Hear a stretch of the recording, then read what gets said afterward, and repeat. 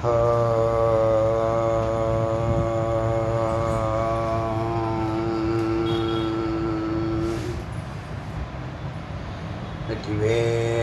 முருகனுக்கு அரோகரா. ஏக குரு ஸ்ரீ ஸ்கந்த குருவே நமः. வந்தே குரு பரம்பரா. குரு பிரம்மா குரு விஷ்ணு குரு தேவோ மகேஸ்வரः குரு சாட்சாத் பரபிரம்மா தஸ்மை ஸ்ரீ குரவே நமः. குரவே சர்வலோகானாம் விசேஷே பவரோகிணாம் நிரயே சர்வவித்யானாம் ஸ்ரீ தக்ஷணாமூர்த்தயே நமः. ஓம் ஆப்யாயந்து மமாங்கானி வாக்ப்ராணசக்ஷுः ஸ்ரோத்ரம் தோ பலமிந்திராணி ச சர்வாணி सर्वं ब्रह्म उपनिषदं माहं ब्रह्म निराकुर्यां मामा ब्रह्म निराकरो अनिराकरणमस्तु वामनिराकरणमेस्तु तदात्मानि निरतेय उपनिषत्सु धर्मास्ते मयि सन्तु ते मयि सन्तु. ओम शांति शांति शांति. இன்னைக்கு அவ்யக்த உபநிஷத்தினுடைய 7வது மந்திரத்தை பார்க்கலாம்.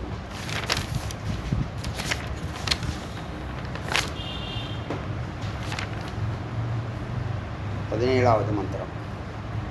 17வது மந்திரத்தில் முதல் பாட்டு இந்திரனை தேவலோகத்துக்கு அனுப்பிச்சு அங்கே இருக்கக்கூடிய தேவர்களுக்கு நீ அதிபதியாக ஆக போகிறேன்னு சொல்லிவிடு, அவங்களையெல்லாம் நீ வழி நடத்து அப்படின்னு சொல்லி அனுப்பி வைக்க, இவரோ தேவர்களுக்கு தம்பிகளாக கடைசி தம்பியாக இருக்கார். இவர் அங்கே போய் சொல்ல, அவங்க நீ எப்படிப்பா தம்பியாக இருந்துக்கிட்டு எங்களை வழி நடத்துவ, லாஜிக்கில் இடிக்குதே, ஆனால் நீ போயிட்டு வான்னு திருப்பி அனுப்பிச்சி விட்றேன். அந்த விவரங்களை அப்படியே வந்து இங்கே பிரஜாபதிங்கிற பிரம்மா கிட்ட சொல்கிறான். சொல்லும்போது அவனை தயார் பண்ணுறாரு. அதுக்கு சில அனுஷ்டுப்பை வச்சு அனுஷ்டுப்பை பயன்படுத்தி ஒரு 3 கலசத்தை வச்சு ஒரு பூஜை செய்து அவனுக்கு ஒரு அபிஷேகத்தை பண்ணி இந்த பென்டாஸ்டிக் 4ன்னு ஒரு இது போடுறானே, அதில் கழுத்தில் ஒருத்தவனுக்கு வெளிச்சம் வரும் தெரியுமா, நெஞ்சிலேயோ கழுத்துலேயோ ஒரு மாதிரி வச்சுருப்பான். அயன்மேனா சூப்பர்மேனா அதெல்லாம் இங்கேருந்து எடுத்தது தான். எல்லாமே அந்த காலத்தில் எல்லா சித்து வேலையும் இங்கே செஞ்சுருக்காங்க. ரிஷிகள் எல்லா வேலையும் ரிஷிகள் செய்யாத, ராமாயண மகாபாரதத்தில் சொல்லாத விஷயத்தை யார் சொல்ல முடியுங்க? எந்த வாட்ஸ்அப்லேயும் எந்த செய்தி வந்தாலும் எல்லாம் இங்கே இருக்குன்னு தான் சொல்லணும், அவ்வளோதான். அதனால் இந்த இந்திரனை என்ன அவரை வந்து மாத்துறாருங்கிறத இந்த மந்திரம் சொல்லுது. தம் பிரஜாபதிம் இந்திர, அவனுக்கு பிரம்மா இந்திரனை திரிகலசர் அமிர்த பூர்ணர அனுஷ்டுபாபி மந்திரைத்தர அபிஷிச்ச சிச்சிய, அதாவது 3 கலசத்தில் அமிர்தத்தை நிரப்பி அனுஷ்டுப் மந்திரத்தினால் மந்திரிச்சு அபிஷேகம் பண்ணுறார். தம் சுதர்சனம் தட்சிண வலது கையில் ஒரு சக்கரம், சுதர்சன சக்கரத்தை கொடுக்குறார். பெருமாள் வச்சிருக்கார்ல அது போல். பாஞ்சஜன்ய வாமதோ, இடது பக்கம் சங்கு கொடுக்குற பாதுகாப்புக்காக. யாருக்கு? இந்திரனுக்கு.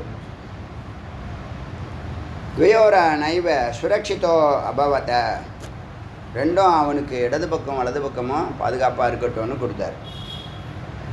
அப்புறம் ரவுக்குமே பலகே சூரிய வர்ச்சச, அப்புறம் ஒரு பொன்னாலான பாத்திரம் போல், அது சூரியனை போல் வெளிச்சமுடைய ஒரு சின்ன ஒரு கட்டையை கொடுத்து, பொன்னாலான கட்டை, தங்கப்பாலம்னு வச்சுங்களேன், அது சூரியனுடைய வெளிச்சம் போல் நல்ல பிரகாசிக்குது. அதை மந்திர அனுஷ்டபம் செய்து விந்யசிய ததர்ஷிய கண்டே பிரத்யூர், அவனுடைய கழுத்தில் தடவி, கழுத்தில் தாயத்து கட்டுவாங்களே அது மாதிரி ஒரு சின்ன தாயத்து மாதிரி கழுத்தில் கட்டி விட்டு, இப்போ போயிட்டு வா, அவனுக்கு என்ன செய்கிறாங்க பார்க்கலாம். தத்தக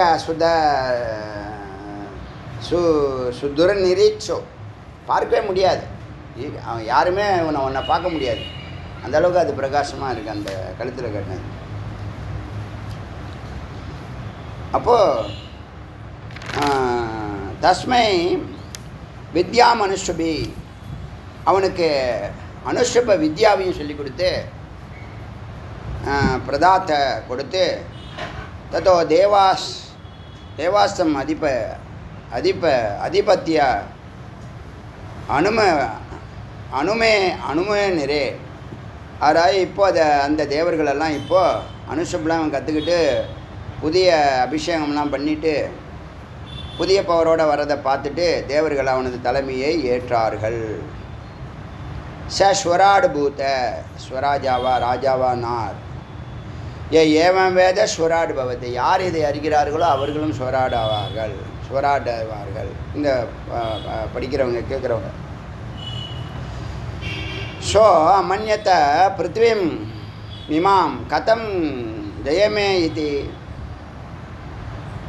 இப்போ அவன் அமன்யத்தை நினச்சி பார்க்குறான். என்னென்னா, ஏன் பிருத்திவியை வெல்லக்கூடாது, பிருத்திவியையும் வெல்லணும்.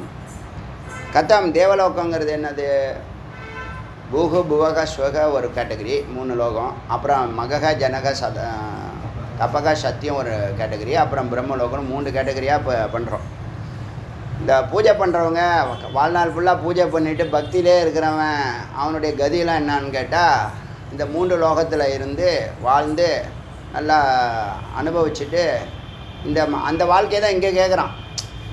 அந்த ஆடல் பாடல் கொண்டாட்டம், ஆட்டம் பாட்டம் கொண்டாட்டம் என்னென்னமோ சொல்கிறாங்களே, அதெல்லாம் அனுபவிக்கணும்னு நினைக்கிறான்ல, அதெல்லாம் அனுபவிக்கிறதுக்கான வாய்ப்புகளை கொடுத்து, இப்போ நீங்கள் இங்கே பூலோகத்தில் உங்கள் வாழ்க்கை 100% கரெக்டாக இருக்குன்னு வச்சுங்களேன். 100% நீங்கள் தான் இப்போ இந்த நாட்டுக்கே சிஎம் இல்லை பிஎம் எப்படியோ இருக்கீங்க. நீங்கள் சொல்கிறதெல்லாம் கேட்குறாங்க, நீங்கள் கேட்குறதுக்கு போகலாம், சாப்பிட்லாம், என்ன வேணாலும் பண்ணலாம், ஃப்ரீயாக இருக்கீங்க. அது புவர்லோகத்தில் 1%.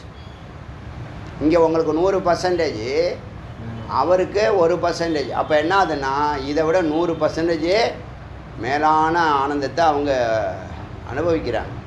இப்போ புவர்லோகத்தில் நீங்கள் 100% ஆனந்தமான வாழ்க்கை வாழ்ந்துக்கிட்டு இருக்கீங்கன்னா, அது ஸ்வர்கலோகத்தில் 1%. அப்படியே ஒவ்வொன்றும் 11 நிலைகள் இருக்குது. 7 நிலைகள் தான் அடிக்கடி சொல்லுவாங்க. அதில் 3 தான் நடைமுறையில்.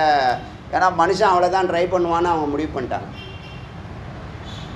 சரி, இந்த புவக ஸ்வகால பக்தி யோகத்தில் இருந்து அப்படியே செத்து போகிறான், அவனுக்கு குரு வரல, தியானத்துக்கு போகல, விசாரத்துக்கு போகல. அவன் கதி என்னன்னா, அவன் கதி தான் 3 லோகத்தில் இருந்து ரம்பா உருவசாமியோட ஆட்டம் போட்டு மது சூதுலாம் போட்டுட்டு புண்ணியமெல்லாம் உடஞ்சவனையே மறுபடியும் எங்கேயாவது ஒரு லோகத்தில் பிறக்க வேண்டியதுதான். எங்கேயாவது ஒரு ஊரில், இப்போ எந்த ஊரில் பிறந்தீங்க, அது பக்கத்து கிராமத்தில் பிறப்பான். சரி, அடுத்தது உபாசனா பண்ண என்ன கதி அவனுக்குன்னா, அவனுக்கு சத்தியலோகம் வரைக்கும் அடுத்த 4 லோகம். நீங்கள் பக்தி யோகம் கிடக்காம தியானத்துக்கு எவனும் போக முடியாது. பக்தியே எனக்கு கிடையாது, நான் தியானம் பண்ணேன்னா ஒரு நாளும் அனுமதி இல்லை. செய்தியே முதல்ல காதுக்கு வராது. சும்மா எந்திரத்தனமாக சுற்றின்னு இருக்கலாம். அதெல்லாம் நிறைய கதை இருக்குது. அதெல்லாம் தெரியாமல் என்னென்னமோ பண்ணிகிட்ருக்கான், பணம் பண்ணிட்டு இருக்கானுங்க. இவனும் முட்டா பசங்க போகிறானுங்க. வழிநடத்த யாரும் இல்லை, சத்குரு இல்லை. யார் எப்படி சிஷ்யனோ அப்படி தான் குரு இருப்பாங்க. நல்லா புரிஞ்சுங்க. சிஷ்யன் சரியாக இருந்தால் தான் குரு சரியாக இருப்பாங்க. சிஷ்யன் எந்த கேட்டகரியில் அவன் இருக்கான், அதே கேட்டகரிக்கான தகுந்த குரு இருப்பாங்க. நல்லா புரிஞ்சுங்க. எப்படி திருடன் இருக்கிறானோ அப்படி தான் போலீஸ் கண்டுபிடிப்பாங்க. அவனுடைய போக்கை கற்று வச்சுருப்பாங்க. சொல்கிறது புரியுதா? எல்லாமே நம்ம கையில் தான் இருக்குது. நம்மளுடைய தகுதியை பொறுத்து தான் இருக்குது. புண்ணியாத்மாவாக இருக்கே பக்தி அதிகமாக இருந்தால் தான் இந்த மாதிரி முருகப்பெருமான் குருவாக வருவாங்க. இன்னும் சாதாரண விஷயம் இல்லை. ஏன்னா நீங்கள் உங்களுக்கு எளிமையாக கிடைச்சதுனால நீங்கள் சாதாரணமாக எடுத்துக்காதீங்க. அதுக்கு சொல்ல வரேன். இந்த குரு பூர்ணிமா யாரெல்லாம் முக்தி நிச்சயம்னு நினைக்கிறீங்களோ, யாரெல்லாம் முருகனுக்கு குருவுக்கு நன்றி சொல்லணும்னு நினைக்கிறீங்களோ அவங்கள பாருங்கள். அப்படியே நான் அப்படி தான் இப்போ சங்கல்பம் பண்ண போகிறேன். எப்படி சங்கல்பம் பண்ண போகிறேன்னா, யாரெல்லாம் உன்னுடைய இந்த குரலை கேட்டு விசாரம் செய்து மெய்ப்பொருள் அறிந்து தியானத்துக்கு போய் நிதித்தியாசனம் பண்ணி மனநம்லாம் பண்ணி ஏகாந்தமாக அனுபூதி பண்ணி ஆனந்த கண்ணீர் வடிக்கிறானோ, நான் பூர்த்தி ஆகிட்டேன், நான் அனுபூதி பெற்றுட்டேன், நான் சந்தோஷமாக ஆனந்தமாக இருக்கிறேன் அப்படின்னு எவன்லாம் நினைக்கிறானோ அவன்லாம் உன்னை வந்து பார்க்கட்டும். குரு பூர்ணிமா அன்னைக்கு எவன்லாம் குரு பூர்ணிமா வரானோ அவனுக்கெல்லாம் முக்தி நிச்சயம் உறுதிப்படுத்து முருகா அப்படின்னு சங்கல்பம் பண்ண போகிறேன். போய் சங்கல்பம் ஆகிடுச்சு. ஏன்னா ஏதாவது ஒரு கும்பமேளா மாதிரி குருவோடைய மகத்துவம் இந்த நாட்டுக்கு அவசியம். யாரும் எடுத்து சொல்ல போகிறதில்ல. இப்படி சொன்னால் என்ன, சொல்லாட்டி யாருக்கு என்ன, அவன் வாழ்ந்துட்டு அவன் போய்ட்றான். மக்களுக்கு எல்லாம் அஞ்ஞானத்தில். இப்போ என்ன 95% அஞ்ஞானத்தில் தானே வாழ்க்கை. எங்கே பார்த்தாலும் பிரச்சனை பிரச்சனை பிரச்சனை. யாருக்குமே குடும்பம் நடத்துறதுக்கு கூட அறிவு கிடையாது. அப்புறம் எங்கே அவன் தொழிலை நடத்துறது, அவன் எப்போ முக்திக்கு அவர் வருது? குடும்பம் நடத்துறதுக்கே அறிவு இல்லை.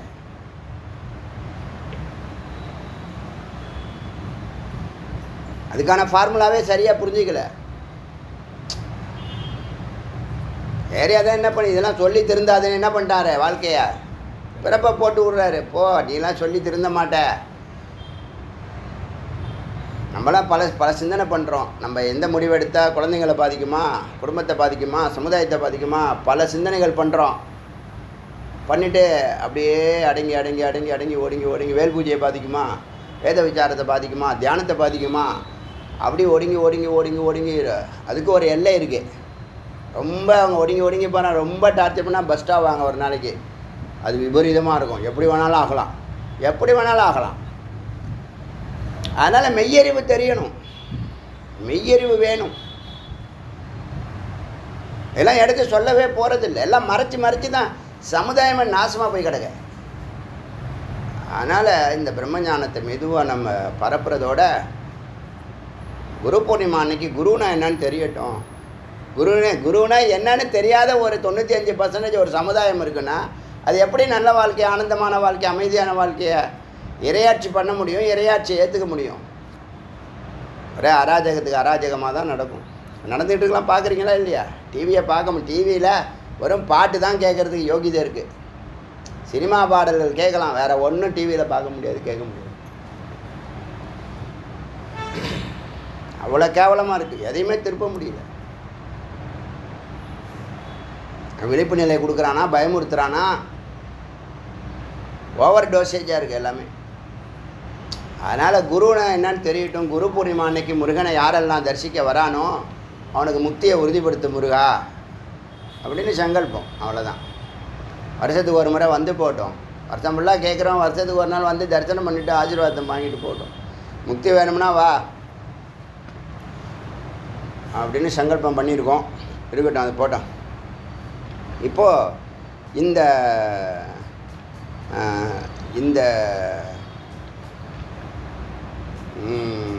இந்திரன் அனுஷப் சந்தனால பூமியையும் வெல்றான். பிரஜாபதி உபாதாவத்தை அவரை அணுகி விபரத்தை கேட்க, தஸ்மாத் பிரஜாபதி கமட்டாக்கார இந்திரானாக, கமட்டாகாரம் ஒரு ஆமை போன்ற, இதுக்கு முன்னாடி ஒரு பாம்புடைய ராஜா நாகராஜா வச்சுருந்த ஆசனம் அது. அந்த ராஜா பேர் புஜகேந்திர.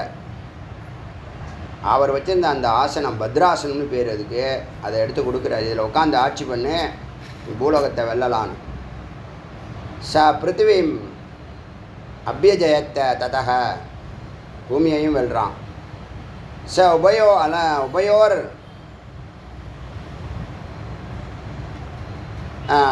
லோக, இந்த ரெண்டு லோகத்தையும் பூகையும் அந்த ஸ்வக நடுவில் விட்டாச்சு. இப்போ பக்தியிலே இருக்கிறவனுக்கு கதி வந்து 3 லோகம் சொன்னோமா, பூக புவக ஸ்வக சொன்னோமா. தியானம் பண்ணுறவனுக்கு உபாசனா பண்ண, உபாசனான்னு பேர். தியானத்தை இறைவன் தன்னுடைய இஷ்ட தெய்வத்தை அதில் சகுனத்துலேருந்து நிர்குணத்துக்கு போயிடணும். சகுனத்தில் பிறந்தீங்கன்னா சகுனத்தில் நீங்கள் வாழ்க்கையை முடிச்சிங்கன்னா, தியானத்தை முடிச்சிங்கன்னா உங்களுடைய கதியை இந்த 7 லோகம் போயிட்டு திரும்ப ரிட்டர்ன் ஆகணும். நல்லா புரிஞ்சுக்குங்க. வேதம் சொல்லுது யாரெல்லாம் சகுன உபாசனை பண்ணுறீங்களோ சகுனத்தை கடந்து நிர்குணம் போயிடணும். அமைதி ஆனந்தங்கிற அந்த பரம்பொருளை நோக்கி போயிடணும். இதெல்லாம் விவரம் தெரியாமல் அடியேன் அந்த 4 கேட்டகரி சொன்னேன் இல்லையா? இப்போ இந்த சிவ அண்ணாமலையாரை வந்து 4 கேட்டகரியில் ஸ்தூலமாக பார்க்குறது மலையாகவும், அப்புறம் சுவாமி தியானம் யோகத்தில் உட்காந்துருக்கிற மாதிரியும், அப்புறம் அமைதியும் அன்பு ஸ்வரூபமாகவும், அப்புறம் ஆனந்த இதுதான் மெத்தடாலஜி. இதெல்லாம் நமக்கு தெரியாது, இதெல்லாம் படிச்சுலாம் நம்ம பண்ணலை. நம்மளுடைய உள்ளுணர்வு சொல்ல சொல்ல என் வாழ்நாள் ஃபுல்லாக உள்ளுணர்வில் தான் செயல்பட்டுருக்கேன். ஆனால் அது எல்லாத்தையும் வேதம் அங்கீகரிக்குது, மறுக்க முடியாமல் 100% அங்கீகரிக்குது. ராஜகோபுரம் கட்டுறதுக்கு இவ்வளோ பிரச்சனைகள் வரும், ஆனால் அவன் 1000 பிரச்சனைகளை சொல்கிறான். எனக்கு ஒரு பிரச்சனை வந்ததா தெரியல. காரணம் என்ன தெரியுமா? ஞானம் ஞானம் ஞானம். கரெக்டாக எங்கெங்கே எந்தெந்த முடிவுகள் எப்படி எப்படி எடுக்கணுமோ அங்கே டக்கு டக்கு டக்கு டக்குன்னு எடுப்போம். யாருமே மறுக்க மாட்டாங்க, யாரும் எங்கிட்ட ஆர்குமெண்ட் பண்ண மாட்டாங்க, யாரும் எந்த கலவரமும் பண்ண முடியாது.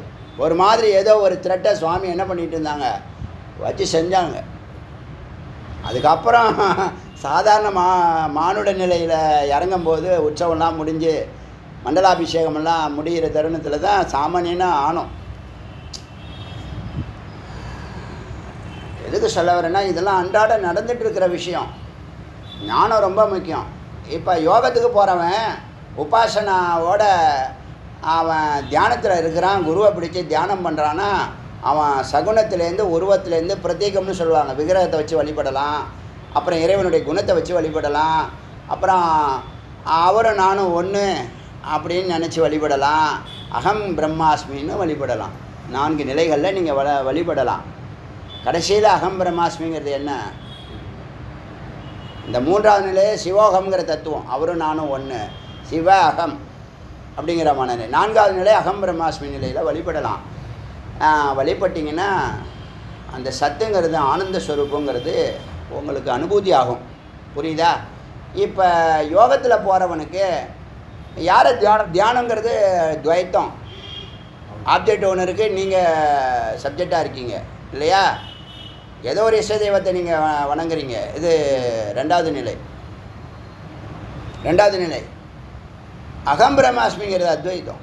எங்குள்ள நானே, எங்குள்ளே இருக்கக்கூடிய அந்த பரம்பொருளை நான் தொடர்பு கொள்கிறேன். எங்குள்ளே இருக்கிற பரம்பொருள் நான் தானே, எங்குள்ளே இருக்கிற பணம் என்னது தானே, நான் வச்சுருக்கிற ஆபரணமோ ட்ரெஸ்ஸோ உடைமைகளோ என்னது தானே. இப்போ நான் வேறு அது வேறையா? இப்போ நான் சாப்பிட்ட சாப்பாடு என்னது தானே. சாப்பாடு உள்ளே போய் இன்னும் கொஞ்சம் நேரத்தில் என்ன ஆக போகுது? கரைஞ்சி அமிர்தமாக மாறப்போகுது. இதானே தத்துவம். வெளியில் இருக்கிற வரைக்கும் துவைத்தம். ஒரு இட்லியை வெளியில் இருக்கிறப்ப இட்லி வேறு நீ வேறு, இட்லி உள்ளே வந்துடுச்சுன்னா நீ வேறு அது வேறு அல்ல. கொஞ்சம் நேரத்தில் அது என்னவாயிடும்? அதில் சாம்பாரில் வீட்டு சாம்பார்னால் முருங்கைக்காய் போட்டு அதெல்லாம் போட்டு இதெல்லாம் போட்டு, ஆனால் அதில் உள்ள சத்துப்பொருள், இந்த சாம்பாரில் உள்ள சத்துப்பொருள், உளுந்தில் உள்ள சத்துப்பொருள், அரிசியில் உள்ள சத்துப்பொருள் எல்லாம் ஒன்று உயிரோட உயிராக, ஒரு அமிர்த தத்துவம் 1% உயிரோட உயிராக கலக்குதா இல்லையா? மனமாகுதுன்னு சொல்கிறோம் இல்லையா? அப்போது நீங்கள் உபாசனால் அடுத்த 4 லோகத்தை நீங்கள் கடக்கலாம். ஆனந்த நிலையோ சொல்கிறதுக்கு அளவிடவே முடியாது. ஆனால் ரொம்ப டீட்டெயில் போகிறதில்ல. அப்படியே லைட்டாக சொன்னாலே உங்களுக்கு புரியும். ரொம்ப ஆழமாக சொல்லக்கூடாது. லைட்டாக சொன்னாலே நல்லா புரியுதில்ல. இது உபாசனாவுடைய நிலை. அடுத்தது தான் விசாரத்தினால் போகக்கூடிய பிரம்மலோகம் சொல்லக்கூடிய ஸ்வரூபம். உன்னுடைய ஸ்வரூபத்துக்குள்ளே நீ போகிற, அது விசாரத்தினால் மட்டுமே போக முடியும். இப்போ இந்த 3க்கும் முக்தியினையும் கேட்டகரி இருக்கு. முதல்ல நீ இந்த ஜீவன் முக்தனாகலாம். அப்புறம் கிரமமுக்தின்னு சொல்லக்கூடிய சாலோகம் சாரூபன் சாமீபியம் ஆகலாம். அதெல்லாம் திரும்பி வந்தாகணும், திரும்பி மறுபடியும் பிறப்பு ஆகணும். அந்த கைவல்யம்னு ஒரு முத்தி, அது விசாரம் கொடுக்குது, ஞானம் கொடுக்குது. ஸோ எல்லாத்துலேயும் ஞானத்தை மேலே சிகரத்தில் வச்சுருக்காங்க பெரியவங்க. அதனால் விசாரம் மேலானது. நேற்று சொன்னோம் இல்லையா, மந்திரத்தை எடுத்து அதோடைய எக்ஸ்ப்ளனேஷன் கொடுக்கறது அதமம், அதுவே அதமோன்னு சொல்லுது. அப்போ வாட்ஸ்அப் மெசேஜெலாம் நம்ம என்ன கணக்கில் வச்சுக்கிறது? மந்திரத்தை எடுத்து அதை எக்ஸ்பிளைன் பண்ணுறதே அதமோன்னு சொல்லுது. மந்திரத்தை ஒருத்தன் பாஷ்யம் பண்ணதை நீ கேளுங்குது, அது 2வது கேட்டகரி மத்தியமம்னு சொல்லுது. அந்த மந்திரத்தினுடைய மந்திர வார்த்தையை எடுத்து உட்பொருள் ஆராய்ச்சி பாரு, அது உத்தம கோட்டின்னு சொன்னிச்சுன்னு சொன்னோமா. அதே மாதிரி உனக்கு ஜீவன் முக்தன் வாழும்போதே எந்த பிரச்சனை வந்தாலும் டேக்கிள் பண்ணிவிட்டு ஆனந்தமான ஹாப்பி மூடு குறையாமல், அமைதி குறையாமல் எதையும் பிரேக் இல்லாமல் நீ கொண்டு போகக்கூடிய அந்த தத்துவம் தான் ஜீவன் முக்த நிலை. அது சிரவணம் பண்ண ஒரு வருஷத்துலேயே அது வந்துடும் உங்களுக்கு வந்துடும். நீங்கள் ஒரு 300 ஆடியோ கேட்டாலே 300 to 500 ஆடியோ, நான் எப்பயுமே அதிகமாக தான் சொல்லுவேன். 300 to 500 ஆடியோ கேட்டாலே உனக்கு அறிவு கண்ணு திறந்துடும். நீ யாருக்கிட்டையும் பணத்தை கொடுத்து எனக்கு நெட்டி கண்ணு திறன்னு சொல்ல வேண்டாம். இந்த 500 ஆடியோ கேளு, உனக்கு ஆட்டோமேட்டிக்காக நெட்டி கண்ணு திறக்குதா இல்லையா என்கிட்ட வந்து கேளு, நான் சொல்கிறேன் பதில். நீங்கள் இந்த ஆடியோ கேட்டுட்டு இருக்கும்போது ஆஹா நம்ம இவ்வளோ நாள் விட்டுட்டோமேன்னு ஒரு எண்ணம் உனக்கு வந்துருச்சுன்னா நெற்றிக்கணத்தை விழிச்சுக்கிட்டேன்னு அர்த்தம். அதான் நெற்றிக்கண் திறக்கிறதுனுடைய சிம்டம்ஸ். ஆஹா இவ்வளோ நாளை விட்டுட்டோமே, இதை இவ்வளோ நாளை சொல்லிட்டு இருந்தார், 10 வாட்டி என்னை கூப்பிட்டாரு. ஆச்சா, உபாசனாவுக்கு கிரமமுக்தி. ஏன்னா துவைத்தம், நீ சகுனத்தை வழிபடுற, விக்கிரகத்தையோ பிரதீகத்தையோ குணத்தையோ வழிபடுற. இந்த அகம் பிரம்மாஸ்மிங்கிற விசாரத்தில் வரக்கூடிய தியானம் இருக்குல்ல, நிதித்தியாசனம் அது பேர். அதுதான் உனக்கு கைவல்யங்கிற நிரந்தர முக்தி, கைவல்யங்கிற பிரம்மலோகத்துக்குள்ளே நீ வசிக்கக்கூடிய பிரம்மஸ்வரூபமாக வசிக்கக்கூடிய வாழ்க்கை. புரியுதா? அப்போ பக்திக்கும் தியானத்துக்கும் விசாரத்துக்கும் கேட்டகரி இருக்குது, அதுக்குடைய லிமிட்டேஷன்ஸ் இருக்குது, அதனுடைய கெப்பாசிட்டி இருக்குது, அதுக்கான ப்ரொமோஷன் இருக்குது. எதுவும் ஒன்றும் இல்லாமல் ஒன்றும் இல்லை, இதுதான் மேலானதுன்னு சொல்ல வரல. ஒன்றும் இல்லாமல் ஒன்றும் இல்லை, ஒன்றுக்கு ஒன்று கனெக்டடு, ஒன்றுக்கும் பறக்கக்கூடிய நுட்பம் இருக்குது. நுட்பத்தில் வேறுபாடு இருக்கிறது. சூலம் சூக்ஷ்மம் காரணம் துரியம்ங்கிற மாதிரி இந்த வழிபாடு நீங்கள் நம்ம செய்யணும். தியானம் அப்படி பண்ணணும். ஆச்சா, இங்கே இந்த இந்திரனுடைய ஆசைகள் பூர்த்தியாக அவன் பூக இந்த லோகத்தையெல்லாம் வெற்றி அடைகிறான். பிருத்திவியும் ஜெயத்தி, அவன் பிருத்திவியையும் வெற்றி அடைகிறான். யோ வா அப்பிரதிஷ்டிதம் சிதிலம் பிராத்ருத்யேபிய பரமாத்மானம் மன்யத்தே. அவன் இப்போ இது நாளைக்கு வரைக்கும் வாழ்ந்தவன், அவனுக்கு ஒரு மதிப்பு இல்லை, ஒரு முக்கியத்துவம் இல்லை. இந்திரனுக்கு கடைசி பையனை கடைசி தம்பி எப்படி டீல் பண்ணுவாங்க வீட்டில்? படா கடைக்கு போயிட்டு வா, இதை வாங்கிட்டு வா, அதை வாங்கிட்டு அப்படின்லாம் தானே இது பண்ணுவாங்க. எல்லோரும் அவன்கிட்ட வேலை சொல்லுவாங்க. கடைக்குட்டி தான் என்ன பண்ணும், அதிர்ஷ்டமாக இருக்கும் வீட்டுக்கு. அதில் தான் 7 பேர் நிற்கிறான். அவங்க அப்பா கேட்டு பாருங்க சொல்லுவார். அவன் பிறந்ததுக்கப்புறம் தான் அப்படின்னு ஆரம்பிப்பாங்க கதையை. இதில் இப்போ மூத்தவங்களாக இருந்தால் கோச்சிக்காது, யதார்த்தமாக சொல்கிறேன். அப்படியே சொல்லுவாங்க. ஆனால் அவனை தான் வச்சு செய்வாங்க. அதுமாரி பொறுப்புகள் எல்லாம் பெரிய பையனுக்கு தான் வந்து சேரும். அப்பாவுக்கு அப்புறமா அவருடைய பொறுப்புகள் எல்லாம் பெரிய பையனுக்கு தான் வந்து சேரும். அதெல்லாம் ஏற்றுக்கணும். கர்மாவை விட்டு ஓட முடியாது. அழுவக்கூடாது, கண்ணு தொடச்சிக்கணும். தொடச்சிட்டு வேலை செய்யும். உன் வீட்டு வேலையை நீ செய்யலைன்னா இன்னொருத்தவனை வந்து செய்வான். உங்கள் அப்பா வேலையை நீ செய்கிற, இது பெருமையாக உயர்வா தாழ்வா? இதெல்லாம் ஒரு மெச்சூரிட்டி இருக்குது. இப்போ இவன் இப்படி இருந்தான், அப்பிரதிஷ்டிதமாக இருந்தான், சிதிலமாக இருந்தான், அவனை யாரும் மதிக்கலை. பல பேர் அவனை உடைச்சாங்க. பிராத்ருபிய சொந்தக்காரங்க உற்ற உறவினர் இவங்கெல்லாம் என்ன பண்ணாங்க, அவனை மதிக்கலை. அந்த நிலையில் தான் இவர் இப்போ தலைவராகிறாரு. எப்படி, நான் பரமாத்மானம் மன்யத்தே, பரம்பொருளை அவன் ஏற்றுக்கொண்டான். பாக்கி பேரை அவன் ஏற்றுக்கலை. இந்த நடக்கிற நிகழ்ச்சிகள்லாம் அவன் பொருட்படுத்தலை. தன்னுடைய கோல், தன்னுடைய லட்சியம், தன்னுடைய குறிக்கோளை தெளிவாக புரிஞ்சு வச்சுருந்தான். பரமாத்மானம் மன்யத்தே. இப்படிப்பட்டவங்களுக்கு தான் இறைவன் வந்து ஐ எம் ஈஸிலி அட்டைனபிள்னு சொல்லுவார். மகாவிஷ்ணு யார் ஒருத்தர் நித்தியயுக்த, இந்த வார்த்தை எழுதிக்க, நித்தியயுக்த. யார் ஒருத்தர், நம்ம சொல்லுவோம் இல்லையா, அனுஷ்டானம்னா 6 வார்த்தை சொல்லுவோம் இல்லையா. தீர்க்ககாலின், ஒரு காரியத்தை நீண்ட காலம் செய்யணும், நிரந்தரியா பிரேக் இல்லாமல் செய்யணும், ஸ்ரத்தையா நம்பிக்கையோடு செய்யணும், வித்யா குரு சொல்லி கொடுத்த அந்த மெத்தடாலஜியை கரெக்டாக பயன்படுத்தி செய்யணும், தபஷா நெருக்கடியிலையும் செய்யணும், வறுத்தெடுக்கிற நேரத்துலையும் அதை செய்யணும். இதெல்லாம் பேசிக் வெற்றிங்க. ஒரு வெற்றிக்கு அடிப்படை விஷயங்க இதெல்லாம் நம்ம சுபாவமாக நிற்கணும். அப்புறம் பிரம்மச்சரியத்தை ஓரளவுக்கு எனர்ஜியோட வேலை செய்யணும். ரொம்ப எனர்ஜியை விட்டுடக்கூடாது. போகமே வேண்டான்னு சொல்லலை, நல்லா புரிஞ்சுங்க. போகமே வேண்டான்னு சொல்லலை. போகம் வச்சுக்கோ, 10 to 25% வச்சுக்கோ. நீ மகத்தான காரியங்கள் பண்ணும்போது அதை தள்ளி போடு. அடியேன்னு சொல்லியிருக்கேன். நான் எப்படி கடந்து வந்தேன்னா தள்ளி போடுவேன். மாதத்துக்கு 2ன்னு சொன்னதை மாதத்துக்கு ஒன்றாக்கி, 2 மாதத்துக்கு ஒன்றாக்கி, 3 மாதத்துக்கு ஒன்றாக்கி, 6 மாதத்துக்கு ஒன்றாக்கி, வருஷத்துக்கு ஒன்றாக்கி, அப்படியே தான் அடியேன் கடந்து வந்திருக்கேன். அந்த மெச்சூரிட்டி தானாக வரும். நீ வெறி பிடிச்ச அலையிற தன்மையெல்லாம் இருக்காதுங்க. உங்களுக்கு நல்ல கோல் இருந்ததுன்னா அது உங்களை அருமையாக வழி நடத்தும்.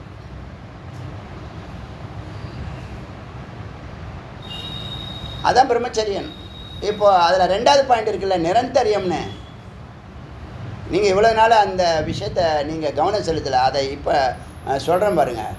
இந்த நித்திய யுக்தகன்னு வார்த்தை வருது இல்லையா? யார் ஒருத்தன் நித்திய யுக்தனாக இருக்கானோ அவனுக்கு அயம் சுலப, அகம் சுலபகங்கிறார். அயம் ஈஸிலி அட்டைனபிள்னு சொல்கிறார். யார்? மகாவிஷ்ணு அர்ஜுனன் சொல்கிறார். யார் ஒருத்தவன் என்னை நித்தியமாக அனுசரவணம் அனுச்சிந்தனம் பண்ணிட்டானா நித்தியம்னு பேர். 4 நாளைக்கு வந்தேன், 3 நாளைக்கு அங்கே போயிட்டேன், 2 நாளைக்கு வந்தேன், 2 நாளைக்கு இங்கே போயிட்டேன், 5 நாளைக்கு வந்தேன், 5 நாளைக்கு இங்கே போயிட்டேன் அப்படின்னா நீ போயிட்டே இருக்க வேண்டியதுதான். அப்படி இல்லாமல் ஒரு காரியத்தை சீராக, அது என்னமோ உங்களை மாதிரிலாம் என்னாலலாம் இருக்க முடியல. ஏதாவது ஒரு விஷயத்தில் நீங்கள் எக்ஸ்பர்ட்டாக இருக்கணுங்க. ஒன்று தான் சொல்கிறேன். 3 சங்கல்பம். குடும்பத்துக்கு 1, தொழிலுக்கு 1, 3வது உனக்குள்ளது. நீ நல்லா இருந்தால் தான் இந்த 2ம் விளங்கும். நல்லா புரிஞ்சுங்க. இந்த உள்ளே இருக்கக்கூடிய மைண்டை சூப்பர் மைண்டாக மாற்றிக்கிட்டாதான் நீங்கள் சைத்தன்யங்கிறது இறை பரம்பொருளோட சேர்ந்து இருந்தால் தான் நீங்கள் பாக்கி 2ம் செழிக்கும். குடும்பமும் தொழிலும் செழிக்கணும்னா உன்னுடைய ஹிருதயம் சைத்தன்யமாக இருக்கு, சித்தாக இருக்கணும், சுத்தமாக இருக்கணும், தெளிவாக இருக்கணும், பவர்ஃபுல்லாக இருக்கணும், நுட்பமாக இருக்கணும், ஆழமாக இருக்கணும், அகண்டமாக இருக்கும். 3 வார்த்தை தான். ஆழம், அகலம், நுட்பமாக இருக்கும். வேல் மாதிரி இருக்கும். அந்த பிரேக் இருக்கிறதெல்லாம் விளங்காத கேஸு. எப்போ பார்த்தாலும் ஒரு நொண்டி ஜாக்கை ரெடி பண்ணி வச்சுருக்கோம். ஒரு சின்ன பிரச்சனை வந்தால் 1 வாரம் லீவ் போட்டு படுத்துக்கும். ஒரு சின்ன பிரச்சனை வந்தால் அவ்வளோதான். லைட்டாக மழை பெஞ்சிடா அவ்வளோதான், லைட்டாக வெயில் அடிச்சு அவ்வளோ, சின்னதாக ஒன்று கண்ணில் தூசி பட்டால் 1 வாரத்துக்கு லீவு. இப்படிலாம் 3 வேலையும் சாப்பிட்டுவிட்டு பூமிக்கு பாரமாக வந்த வேலையும் செய்யாமல் சொந்த வேலையும் செய்யாமல் எருமை மாடு மாதிரி மதன்னு போண்டா சாப்பிட்டுவிட்டு தொப்பையும் தொந்தியுமா வாயும் வயிறுமா ஒன்றுத்துக்கும் அதுக்கே தெரியும். சரி, நம்மளால் வேறு ஒன்றும் செய்ய முடியல, இதையாவது வச்சு செய்வோன்னு. அது என்னங்க வாழ்க்கையாங்க? அது கர்மம். கர்மம்.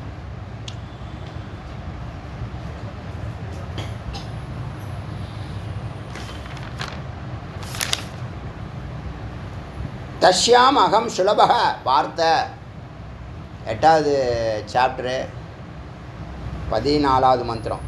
கரெக்ட். தஸ்யாம் அகம் சுலபக பார்த்த. யார் நித்திய யுக்தஸ்ய யோகினக, யார் நித்திய யுக்தனாக இருக்கான், நிரந்தரியம், பிரேக் இல்லாமல் வரான், எந்த காரியத்தையும் பிரேக் இல்லாமல் செய்கிறான். என்ன கேடு ஒன்று ஒழுங்காக செய்ய மாட்டியா நீ? அப்புறம் நீ எப்படி பெருசாக 1000 கோடி கேட்குற, 500 கோடிலாம் எப்படி கேட்குற? அறிவு இருக்கா உனக்கு?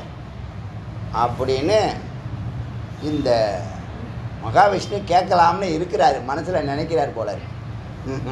அது நித்திய யுக்தாசிய யோகினக, தினமும் என்னுடன் பொருந்தியவனுக்கு. யுக்தசினா நித்திய யுக்தங்கிறது என்னது? அந்த பயணத்தில் அற்புதமான ஒரு பயணத்தை பண்ணிகிட்டு இருக்கிறான், பிரேக் இல்லாமல் பண்ணுறான். இந்த 2வது வார்த்தை. முதல் வார்த்தை என்னது? தீர்க்க காலம். என்னைக்கு எனக்கு பலன் வரும், என்றைக்கு எனக்கு முக்தி கிடைக்கும், எனக்கு முக்தி எப்போ கிடைக்கும்னு கேட்டுகிட்டே இருக்கக்கூடாது. நீ என்னைக்கு கேட்கலையோ அன்னைக்கு உனக்கு முக்தி.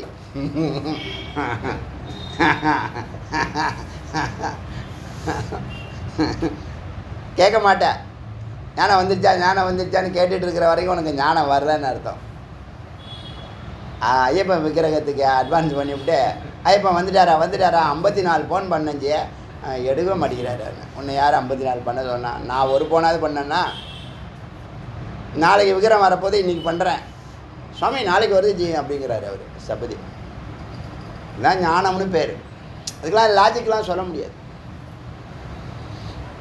அது மாதிரி பணத்தை விளக்குக்கு பணத்தை கட்டிட்டு இப்போ பாருங்கள் என்னென்ன கதியாக போகுதுன்னு 6 நாளைக்கு 6 பேர் பணம் கட்டியிருக்கானுங்க விளக்கு வாங்குறதுக்கு. அது என்றைக்கு வரேன்னா அவன் ஆர்வம் தாங்க முடியாது, வாயை விட்டு கேட்டுருவான், ஃபோனும் பண்ணிவிடுவான். அவர் இப்போ ரெடியாக பதில் வச்சுருப்பார்.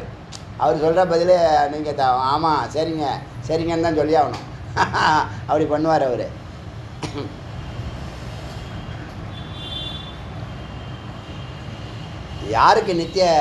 யாருக்கு சுலபம்? அதனால ஞான யோகம் எளிமையானதுன்னு சொன்னேன். இந்த 6 ஒன்றையும் விடக்கூடாது. அனுஷ்டானம்னு பேர். இந்த 100 வார்த்தையில் முதல் வார்த்தையாக எழுதிங்க. 100 வார்த்தை சதம் சப்தகன்னு ஒரு பேஜ் போடுங்க. அந்த 11வது மாதம் இருக்குல்ல, 10வது மாதம் தாண்டி 11வது மாதத்தில் 11வது மாதத்தில் இந்த சதம் சப்தகன்னு போடுங்க. 100 வார்த்தையில் முதல் வார்த்தை அனுஷ்டானம்னு போட்டு வைங்க.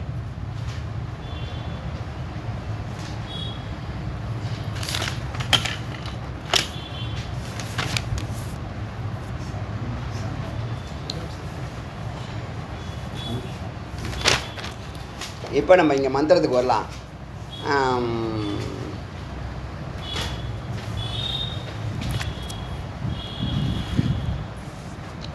பரமாத்மான மன்யத்தே, பரமாத்மா மட்டுமே தான். இத்தனை பிரச்சனை இருக்கட்டும், ஒற்றார் உறவினர் இருக்கிறான், நம்ம மதிக்கலை, எனக்கு பிரச்சனை வருது, அடிக்குது உதைக்குது, அதெல்லாம் இருக்கட்டும்.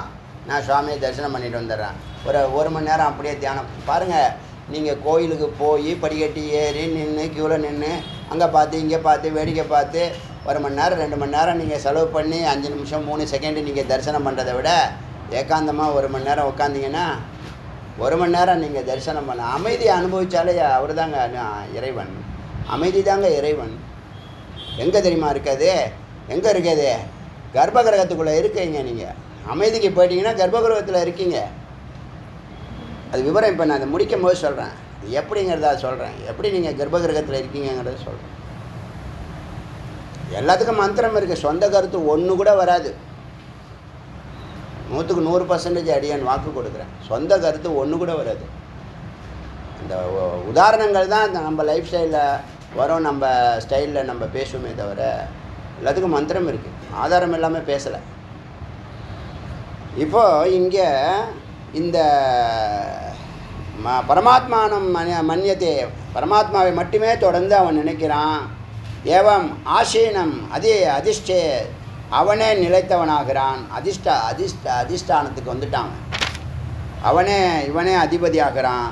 அவனுக்கு பிரதிஷ்டம். இப்போ அப்பிரதிஷ்டமாக இருந்தவன் ஒரு இடத்துல நிற்க முடியாதவன் ஒரு இடத்துல நிற்கிறான், நிலைத்தவனாகிறான். அசித்திலோ முன்னாடி எல்லாரும் அவனை உடைப்பாங்க. இப்போ யாரும் அவனை சித்திலமடைய அவன் மனதை உடைக்க முடியாது. பிராத்ருப்பியோ உற்றார் உறவினர்கள்லாம் முன்னாடி அவனுக்கு நெகட்டிவாக இருந்தாங்க, இப்போ பாசிட்டிவாக இருக்காங்க. வசியான் எல்லாரையும் அவன் வசீகரிக்கிறான். எஸ் சைவ வேத சைவம் வேத. யார் இதை அறிகிறார்களோ அதை அறிபவர்களுக்கும் இந்த அதிஷ்டானம் நிலைத்த தன்மை கிடைக்கும் அப்படின்னு அந்தந்த மந்திரத்துக்கு அங்கங்கேயே பதில் சொல்லுது. நன்றாக அறிங்கன்னு சொல்லிட்டே வருது.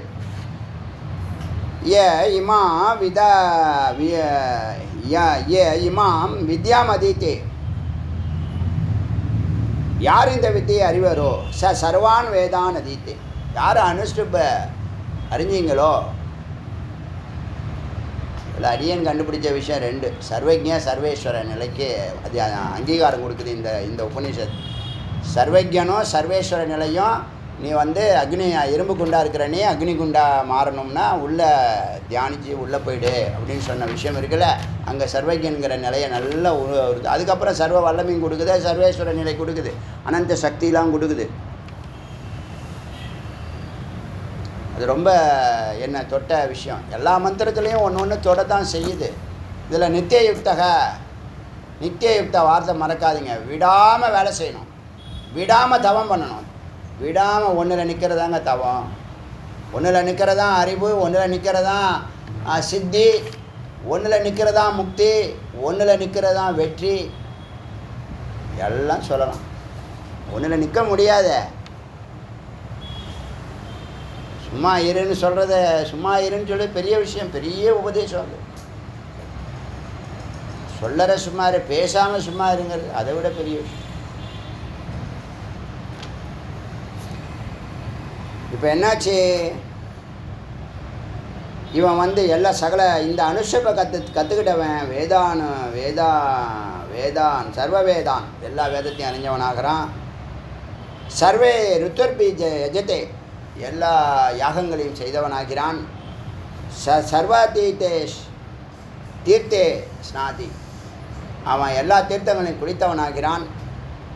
மகாபாதகை பிரமுச்சே பெரிய மகாபாதகங்கள் தெரிஞ்சோ தெரியாமல் செஞ்சுருந்தானா அந்த பாவங்கள்லேருந்து அவன் விடுபடுறான். பிரம்மவர்ச்சசம் பிரம்ம பிரகாசம் தேஜஸ் அவனுக்கு நிற்கும்.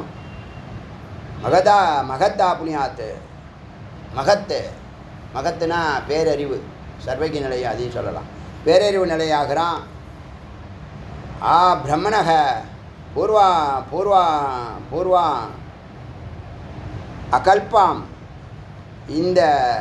இந்த பிராமணன் இந்த பிரம்மஞானத்தை பெற்ற இவன் முக்தன் ஜீவன் முக்தன்.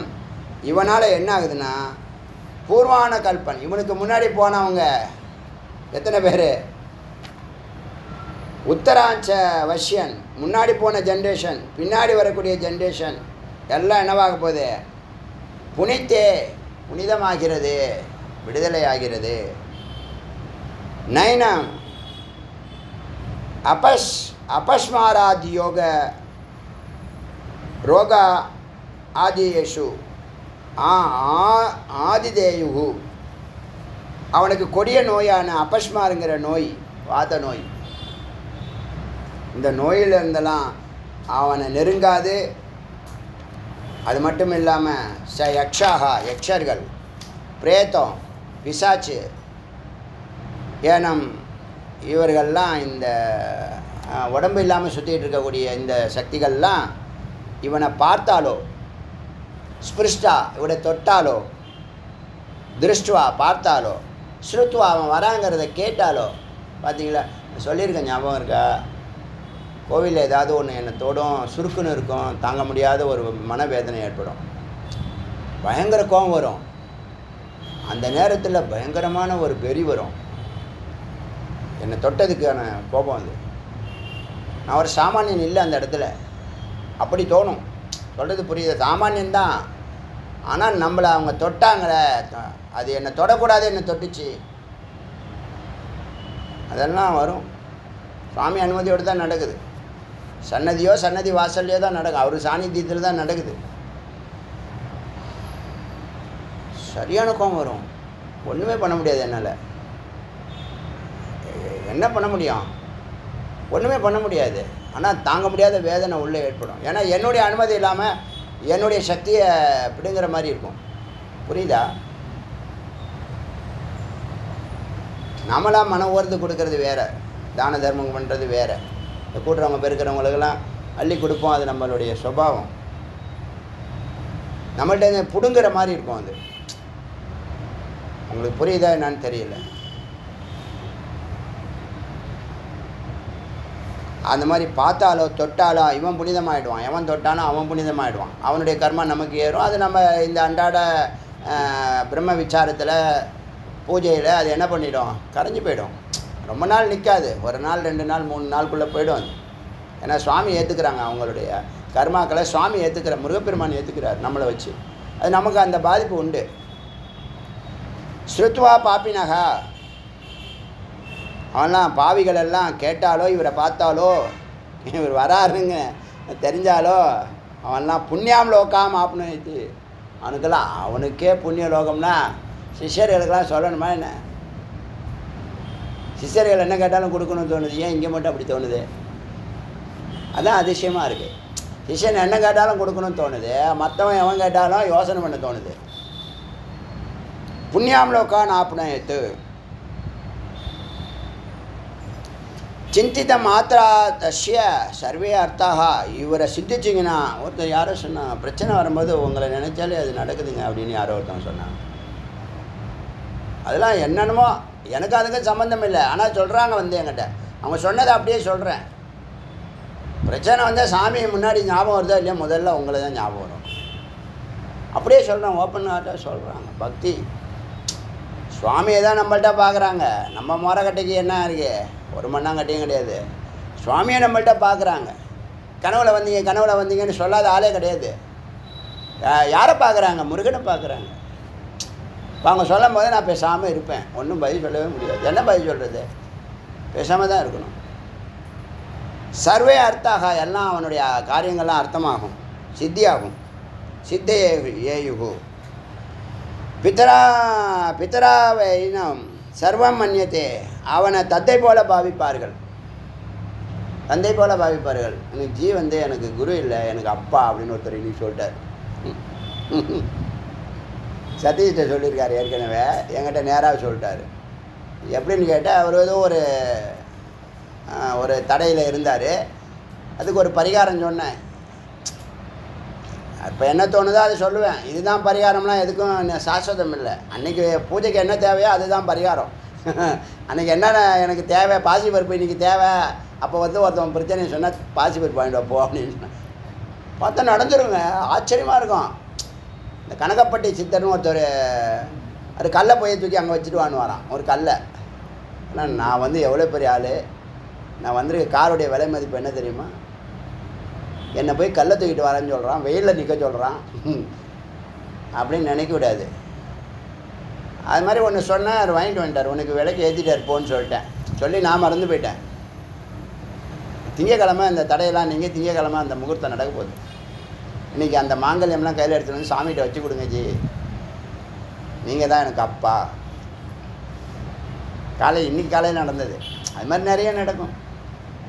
இதெல்லாம் முன்னாடி பேச மாட்டோம், இப்போ பேசுகிற சந்தர்ப்பம் வருது. அப்பான்னு சொல்கிறதுனால இந்த மந்திரம் அங்கீகரிக்குது. அதை சொல்ல வரேன்.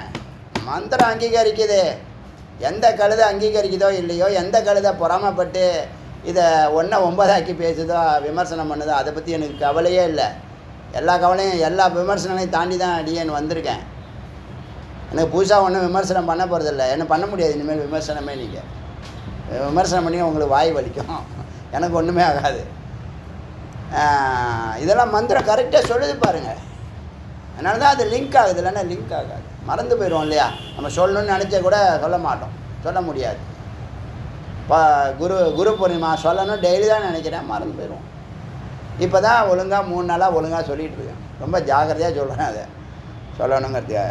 ஏன்னா குரு மகிமை அது புரியட்டும். பித்தராவை அப்பா போல் எல்லாரும் ஏற்றுக்குவாங்க. ராஜன் அஷ்ய ஆதேசக, ராஜாவாக இருந்தால் கூட, சிஎம்பிஎம் கூட இந்த குருவனுடைய வார்த்தையை ஆதேச தலைமையில் வச்சு செய்வாங்க.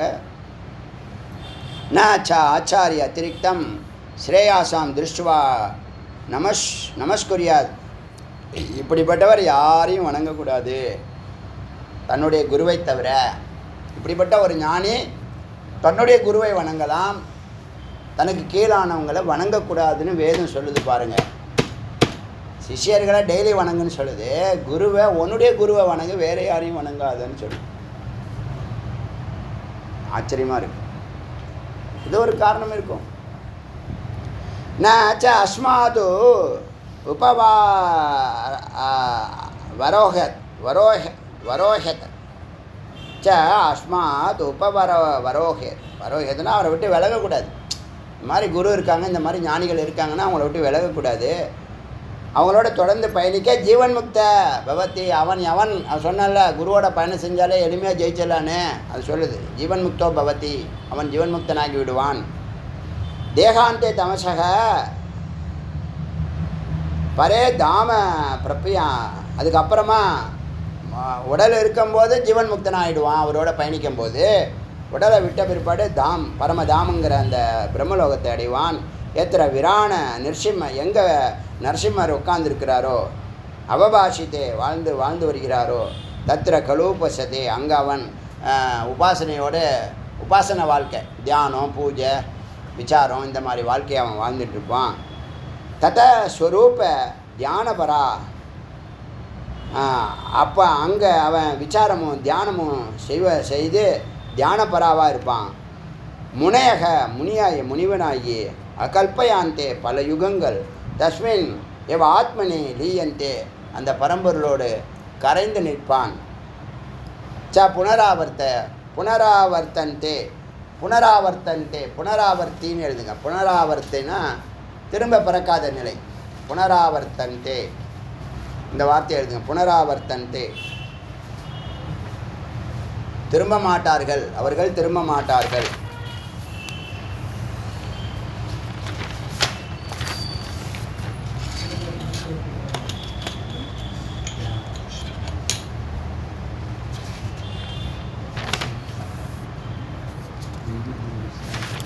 அச்சா ந சேத்தோ வித்யாம் அஸ்ரத்தானா, யாருக்கு சொல்லக்கூடாதுன்னு சொல்லுது பாருங்க. இப்போ இதை தாங்க கெட்டியமாக பிடிச்சிக்கிட்டேன். இந்த உபதேசங்கள் 100 உபதேசம் சொல்லியிருக்க, அதையெல்லாம் கேட்க மாட்டான். இதை மட்டும் கெட்டியமாக வாழ்நாள் ஃபுல்லாக பயன்படுத்துகிறானுங்க. என்னன்னு கேட்டால், யாருக்கு சொல்லித்தரக்கூடாது அப்படின்னா, ஸ்ரத்தை இல்லாதவனுக்கு சொல்லித்தராத. புரையான் அசூயா, கெட்ட எண்ணங்கள் இருக்கிறவனுக்கு சொல்லித்தராத. அனுச்சானம், வேதம் கற்காதவனுக்கு சொல்லித்தராத. அவன் நான் விஷ்ணு பக்தாய, விஷ்ணு பக்தனாக இல்லாதவனுக்கு சொல்லித்தராத. இதெல்லாம் இவங்களை ஏற்றி விடுறது. அதாவது இந்த ஸ்ருதி ஸ்மிருதின்னு இருக்குல்ல, ஸ்ருதி ரிஷிகள் எழுதினது, இறைவனுடைய பிரம்மத்தினுடைய குரலை கேட்டும் பார்த்தும் எழுதினது, அது ஸ்ருதி. ஸ்மிருதிங்கிறது என்ன தெரியுமா? ராமாயணம், மகாபாரதம், 18 புராணங்கள், அதிலெல்லாம் கொஞ்சம் இவங்களுடைய கற்பனை கொஞ்சம் சேர்த்துருப்பாங்க. மனுஷன் எழுதினது இறைநிலையில், மனிதன் இறைநிலையில் போய் தன்னுடைய கொள்கையும் கொஞ்சம் சேர்த்துக்குவான் அதில். அதனால் ஸ்ருதியை தான் மேலானவங்களாக பார்க்குறாங்க. ஸ்ருதியில் சொன்ன யாகத்தை தான் செய்வாங்க, ஸ்மிருதியில் சொன்னதை செய்ய மாட்டாங்க. அவங்களாம் ஸ்பார்த்தர்கள் அப்படின்னு அவங்களுக்குள்ளே ஒரு கேட்டகரியை பிரிச்சுருவாங்க. அவங்களாம் எங்களுக்கு கீழே தான், நாங்கள் தான் உயர்வு அப்படின்னு ஒரு கேட்டகரி இருக்கும். ஒரிஜினல் நாங்கள் ஃபாலோ பண்ணுறோம், அவங்களாம் காப்பியை ஜெராக்ஸை ஃபாலோ பண்ணுறாங்க. அதான் வித்தியாசம், வேறு ஒன்றும் இல்லை. நான் விஷ்ணு பக்த நான் நிறுத்தானி, விஷ்ணு பக்தர் அல்லாதவர்களுக்கு சொல்லித்தராத. நான் அனுருத்து, பொய் சொல்கிறவனுக்கு சொல்லாத. நான் தபஸ் பண்ணாதவனுக்கு சொல்லாத. நான் தாந்தாய சாந்தாய, சாந்தோ தாந்தம்னு சொல்லுவாங்க. அதாவது பொறி அடக்கம் புலனடக்கம் இல்லாதவனுக்கு சொல்லாத. நான் தீட்சிதாய, ஒரு குருவிட்ட தீட்சை வாங்காதவனுக்கு சொல்லாத. தீட்சை எதுக்குன்னு கேட்டால், ஒரு இணக்கம் இருந்தால் தாங்க சிஷ்யனை ஏற்றுக்க முடியும். எதுக்கு அங்கே தீட்சைன்னு ஒரு பாயிண்ட் வைக்கிறேன்? ஒன்றும் இல்லை, அங்கே தீட்சை என்ன நடக்குதுன்னா, குரு இவனை தன்னுடைய தங்கிட்ட அந்த ஞானத்தை கேட்குறவனுக்கு சொல்லி கொடுக்கலாமான்னு முடிவு எடுக்கணும் அவர். அது ஒரு முக்கியமான காரணம். ரெண்டாவது, அவன் இணக்கமாக இருக்கிறானா, தபஸ்வியாக இருக்கிறானா, தகுதி இருக்கா. தகுதினா என்ன? அது முமுட்சை இருக்காங்கிறது தான். நல்ல சத்குரு முமுட்சை ஒண்டி தான் பார்ப்பாங்க, வேறு எதுவும் பார்க்க மாட்டாங்க. வேறு ஏதாவது பார்த்தா தவறு. அது அங்கே சத்குரு இல்லை, அப்புறம் அசத்குரு ஆகிடுவாங்க. புரியுதா? குருன்னு சொல்கிறதுக்கு அங்கே தகுதி போயிடுது. ஒன்று இவனுக்கு சொல்லித்தரலாமா வேண்டாமா அப்படின்னு கேட்குறது என்ன காரணம்? இணக்கம் இல்லாதவன்னு சொல்லித்தான் அவன் விஷமம் பண்ண ஆரம்பிச்சிடுவான்னு வச்சுங்க. அது குருவுக்கே ஆபத்தாயிடும். ஆகுமா ஆகாதா? ஒரு ஸ்கூலில் அப்படியே சேர்த்துருவாங்களா? சொல்லுங்கள். ஒரு வேலையில் அப்படியே சேர்த்துருவாங்களா அவங்கள? எல்லாத்துலேயும் இன்டர்வியூ டெஸ்ட்லாம் வைக்கிறாங்களா இல்லையா? அந்த டெஸ்ட்டு தான் என்னது? தீட்சை. அதை பார்த்துக்கிட்டே வருவாங்க.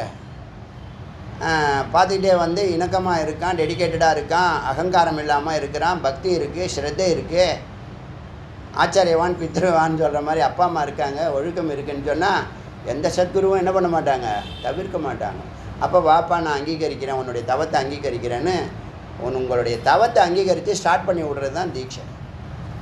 அது பூர்த்தி ஆகிற வரைக்கும் உங்களை கண்காணிப்பில் பார்த்துக்கிட்டே கண்காணிப்பில் வச்சுருப்பாங்க. உங்களுக்கு தெரியாது. நீங்கள் 10 மாதம் கழித்து கூட பார்க்கலாம் அவரை. ஆனால் நீங்கள் எங்கே இருக்கீங்கன்னு அவருக்கு தெரியும். எந்த நிலையில் உங்கள் அறிவு நிலை இருக்குங்கிறது தெரியும். சொல்ல வரேன், எல்லாமே தெரியும், ஆனால் சொல்ல முடியாது. எங்கேருந்து ஆரம்பிக்கிறது சொல்கிறதுக்கு? பெரிய கதையாக சொல்லணும். அதனால் நான் தீட்சிதாயா, தீட்சை வாங்காதவனுக்கு சொல்லித்தராத. அதனால் தீட்சைன்னு ஒன்று வச்சா அவனுக்கு ஒரு இது இருக்கும், பயம் இருக்கும். நம்மளை சேர்த்துக்க மாட்டாங்க, நம்மளெல்லாம் சேர்த்துக்குவாங்களா அப்படின்னு ஒரு ஃபீல் வரும்போது, இல்லைப்பா எல்லாருக்கும் கதவு திறந்துருவா, இணக்கமாக இரு, அகங்காரத்தை விட்டுடு, சொல்கிறத செஞ்சுப்பார் அப்படின்னு செய்கிறேன்னு சொல்கிறான்னா செய்கிறானான்னு பார்க்கணும். செய்கிறான்னா ஏற்றுக்க வேண்டியது. வேறு என்ன? சொல்லிக் கொடுக்க தானே குரு இருக்காங்க. 12 மந்திரங்களை பிராமணர்களை எதுக்கு படைச்சது? சொல்லிக் கொடுங்க அப்படின்னு. பிரம்மஞானத்திலோட நீங்கள் இருக்கீங்க, சொல்லிக் கொடுங்கன்னு படைக்கிறாரு பிரம்மா. அவங்க இந்த சமுதாயத்துக்கு தேவையா இல்லையா? தேவை.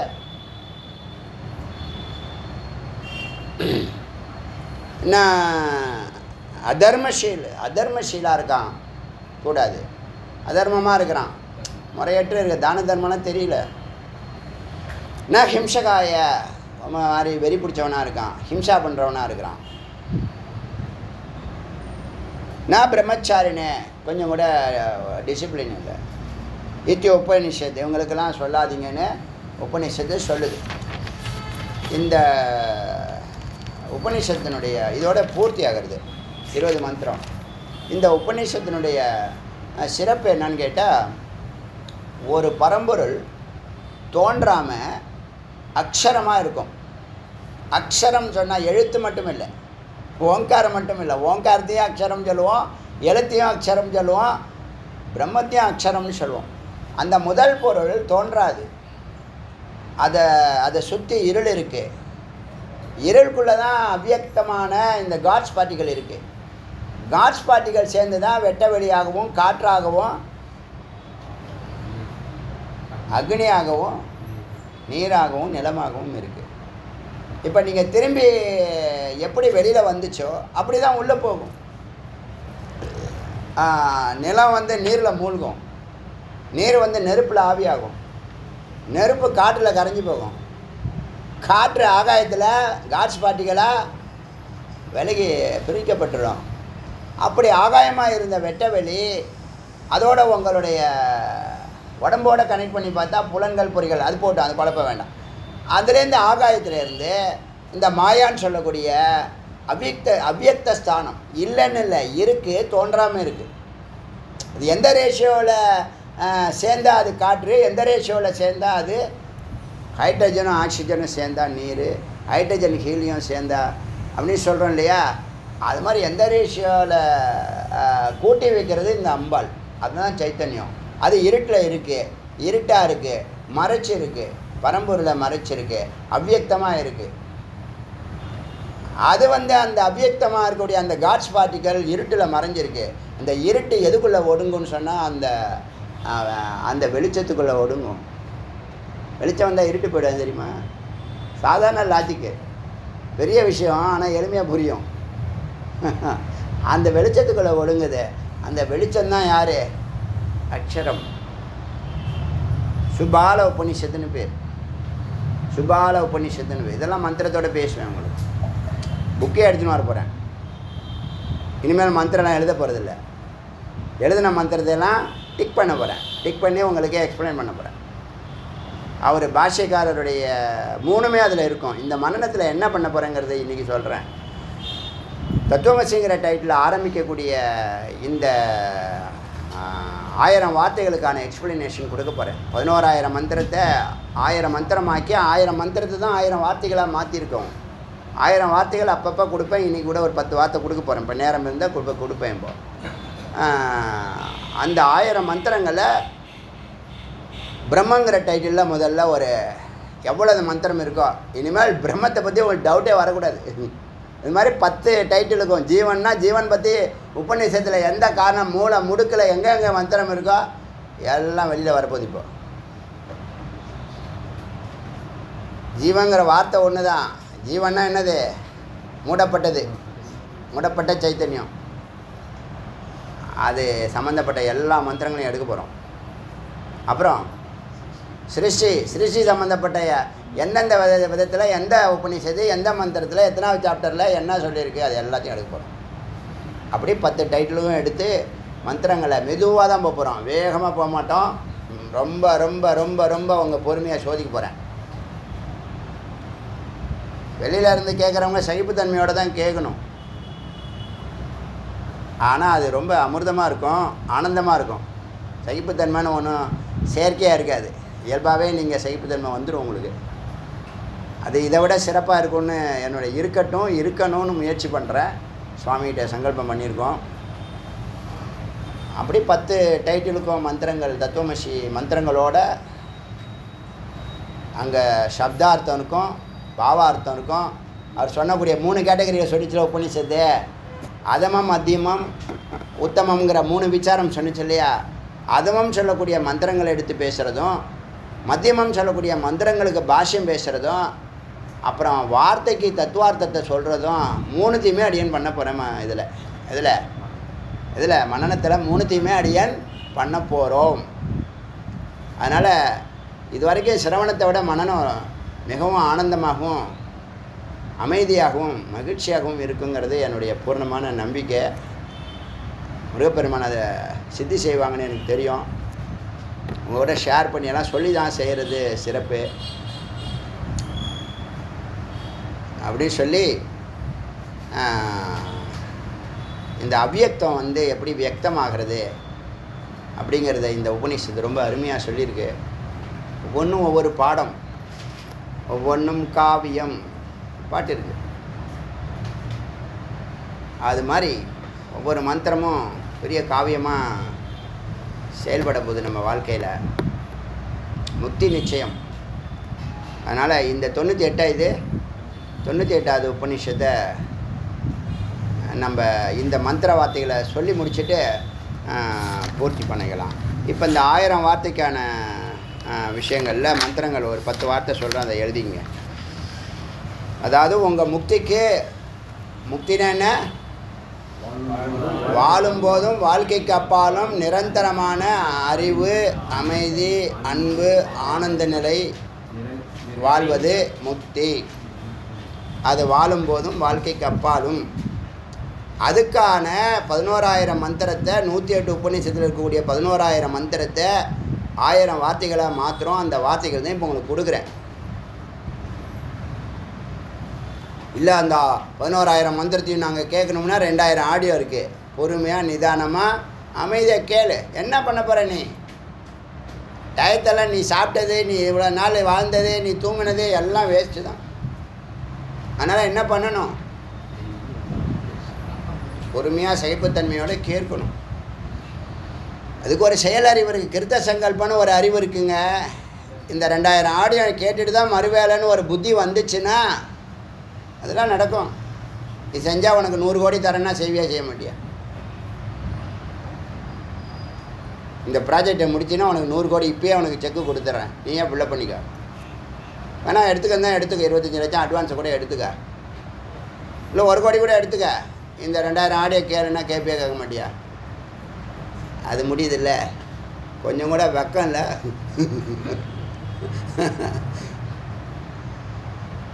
2000 ஆடியோ கேட்டிங்கன்னா நிரந்தரமான ஆனந்தம், நிரந்தரமான பணம், எல்லாமே நிரந்தரமாகும். அதனால் இங்கே என்ன ஆகுன்னு கேட்டால்,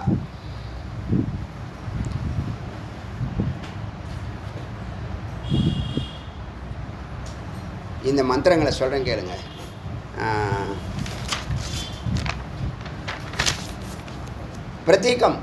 பிரதீகம்னா ஒரு வடிவத்தை வச்சு தியானம் பண்ணுறது. விக்கிரகத்தையோ இறைவனுடைய ஃபோட்டோவையோ அண்ணாமலையார் ஃபோட்டோவையோ வச்சு, அண்ணாமலையோ மலையாரையோ வச்சு அது வடிவமாக பிரதீக உபாசனான்னு பேர். அப்படிதான் குணவிக உபாசனா, அவருடைய குணத்தை, அன்பே சிவம்னு சொல்கிறோம் இல்லையா, அந்த குணத்தை அது பண்ணுறது. அது சம்பத் உபாசனான்னு பேர். சம்பத் முன்னாடி இது பிரதீக உபாசனா, சம்பத் உபாசனா. அப்புறம் அகம் கிருஹ உபாசனா, சிவோகம், அது நான். மூணாவது இது என்னென்னு, அவனும் நானும் ஒன்றுன்னு நினைக்கிறோம் இல்லையா, தத்துவமசின்னு சொல்கிறார்ல. அகம் கிருக உபாசனால் ஒன்றுக்கு நான் அப்புறம் சொல்கிறேன், அது அப்புறம் பார்த்துக்கலாம். அகம் கிருக உபாசனா அகம் பிரம்மாஸ்மிங்கிற தத்துவம். அச்சா எழுதிட்டீங்களா? நித்திய யுக்தக எழுதினீங்களா? இந்த வார்த்தையில் 1000 வார்த்தையில் நித்திய யுக்தக எழுதுங்க. அப்புறம் சம்சித்திம், சித்தி சம்சித்திம், சித்தியாகவும் நன்றாக சித்தியாகும். சம்சித்திம் காரியம் ஜெயமாகுதுன்னு சொல்கிறோம் இல்லையா, சம்சித்திம். நித்திய யுக்தக அது போட்டாச்சு. புனர்ஜன்ம ஏற்கனவே போட்டிருக்கோமா? புனர்ஜன்ம மீண்டும் பிறக்கிறது, அது வேறு. பிறக்கா திரும்ப வரமாட்டார்கள். புனர்ஜன்ம தனி வார்த்தை எழுதுங்க. புனராவர்த்தனத்தை வேறு, அதே அர்த்தம் தான், ஆனால் வேறு இடத்துல வரும். புனர்ஜன்ம மீண்டும் மீண்டும் பிறக்கிறது. அப்புறம் கைவல்ய முக்தி, அதான் கைவல்யம், இறுதியானது. அதுக்கு மேலே ஒன்றும் இல்லை, ஸ்வரூபத்துக்குள்ளே போகிறது. அதுவே ஞான விசாரம் கொடுக்குது. கைவல்யம் தான் கைவல்யம் தான். அதான் கைவல்யம்னா இருக்க ஏற்கனவே சொல்லிட்டேனா? சரி, கிரமமுக்தி சொல்லிட்டேனா? ஏற்கனவே ஜீவன் முக்தன் சொல்லிட்டேனா? இப்போ ஜீவன் முக்தன் யாருக்கு? பக்தி யோகத்தில் இருக்கிறவனுக்கு. கிரமமுக்தி யாருக்கு? உபாசனா பண்ணுறவனுக்கு. கைவல்ய முக்தி யாருக்குன்னா விசாரம் பண்ணுறவனுக்கு. புரியுதா? அதனால் நான் பக்தி கொண்டேன், நான் அங்கேயே இருக்கிறேன்னு சொல்லக்கூடாது. நீங்கள் உங்கள் நண்பர்களுக்கெல்லாம் புரிய வைங்க தயவுசெய்து. அவனாக புரிஞ்சிக்கவே முடியாதுங்க. கண்ணை திறந்து விடுங்க, சும்மா இருக்காதீங்க. டெய்லி ஒருத்தவண்டியாவது நம்ம சுவாமிநாதன் மாதிரி பேசுங்க, நம்ம பிரசன்னா மாதிரி எல்லாருமே பேசுகிறீங்க. அவங்களாம் என்கிட்ட சொல்லுவாங்க, நான் இன்றைக்கி இவங்ககிட்ட பேசினேன், அவங்ககிட்ட பேசினேன், அவங்க ரொம்ப ரெஸ்பான்ஸ் பண்ணாங்க, சந்தோஷப்பட்டாங்க, நல்லா இருக்குன்னாங்க, ஏதோ ஒன்று சொல்லுவாங்க. ஹிருதயம், ஹிருதயம்னு வேண்டாம், ஹிருது சொல்லியாச்சா? சாஸ்வதம் சொல்லியாச்சா? சாஸ்வதம் நிரந்தரமானது, உங்களுக்கு எல்லாமே நிரந்தரமாக இருக்கும். அப்புறம் அகோராத்திர சொல்லிட்டோமா? அகோராத்திர இரவு பகலாக.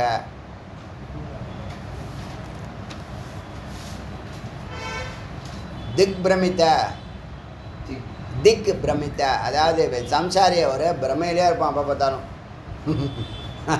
தெளிவாகவே இருக்க மாட்டான், குழப்பத்திலே இருப்பான். ஏதாவது ஒரு கவலை அவனை வந்து ஆட்டிப்பாடி. கவலைப்படாது, யாம் இருக்க பயமே. திக் பிரமித்த, எப்போதும் பிரம்மதான்.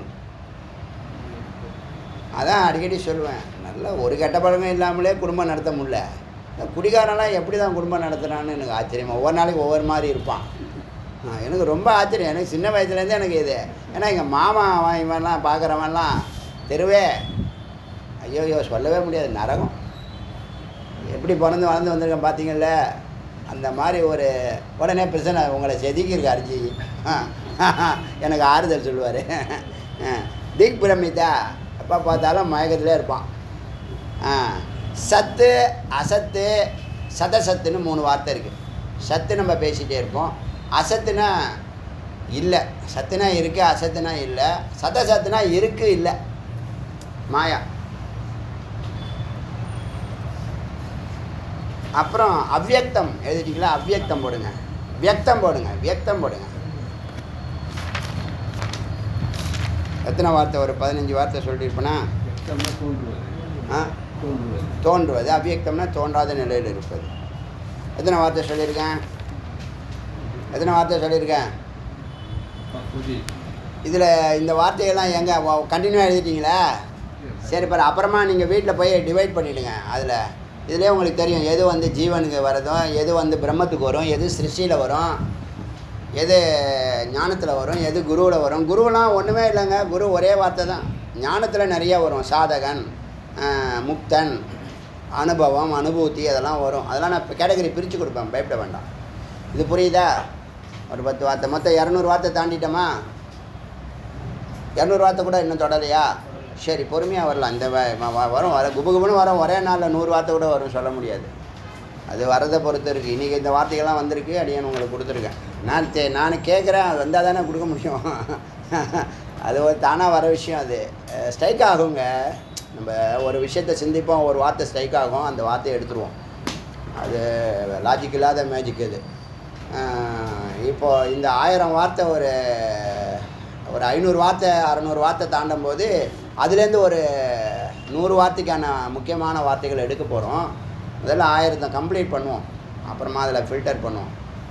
அந்த வார்த்தை வர்றது முருகப்பெருமான் கருணை தான்.